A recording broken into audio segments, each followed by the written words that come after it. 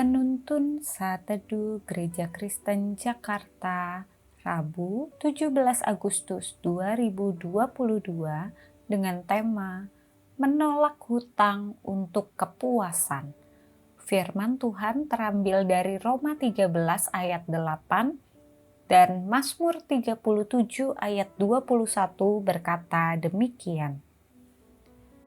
Janganlah kamu berhutang apa-apa kepada siapapun juga, tetapi hendaklah kamu saling mengasihi, sebab barang siapa mengasihi sesamanya manusia, ia sudah memenuhi hukum Taurat. Orang fasik meminjam dan tidak membayar kembali, tetapi orang benar adalah pengasih dan pemurah.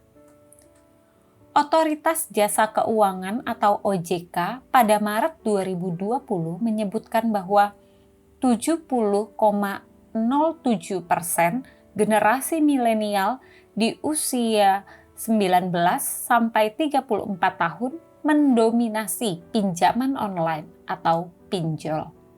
Alasan penggunaan pinjol ini dikarenakan kondisi ekonomi yang sulit akibat pandemi COVID-19 ditambah perilaku masyarakat digital yang konsumtif.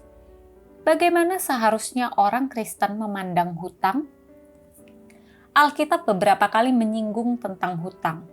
Allah mengatur agar pemberi hutang tidak membebankan bunga kepada orang lain yang miskin. Kita dilarang untuk sembarangan menjadi penjamin hutang. Orang yang berhutang akan dikuasai oleh si pemberi hutang, dan setiap orang yang berhutang harus membayar hutangnya. Jadi, secara umum, tindakan berhutang pada dirinya sendiri tidaklah salah. Meski demikian, sebenarnya untuk kasus-kasus tertentu yang tidak terelakkan berkaitan dengan kebutuhan yang mendesak dan bukan keinginan, seperti mengalami kecelakaan atau sakit penyakit yang memaksa kita mengeluarkan biaya melebihi pendapatan kita. Berhutang tetap harus jadi alternatif terakhir sebab berhutang bukan pilihan ideal. Berhutang untuk hal-hal yang bukan merupakan kebutuhan mendesak adalah salah. Kebiasaan berhutang juga dosa. Berhutang karena tidak mampu mengelola keuangan dengan baik atau tidak bekerja dengan sungguh-sungguh tentu bukan gaya hidup Kristiani. Oleh sebab itu, kita sebaiknya tidak berhutang apa-apa kepada siapapun. Sebaliknya, harus saling mengasihi dan membantu.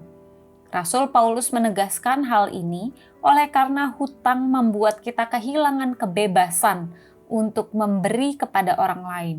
Jika beban hutang kita cukup besar untuk kita sulit untuk memikirkan kebutuhan orang lain.